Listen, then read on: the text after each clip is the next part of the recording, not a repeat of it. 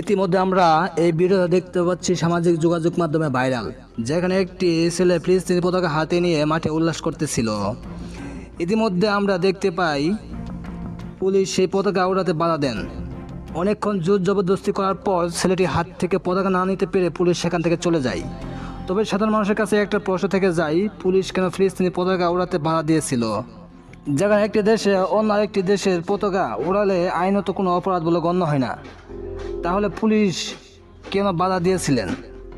পতাকা নিয়ে ফিলিস্তিনের পক্ষে সমর্থন জানাতে এই ছেলেটি এই কাজ করেছিলেন, যেখানে আমাদের বাংলাদেশ সরকার ফিলিস্তিনের পক্ষে। তাহলে পুলিশ কেন মানুষের ইচ্ছার স্বাধীনতার উপর হস্তক্ষেপ করলেন?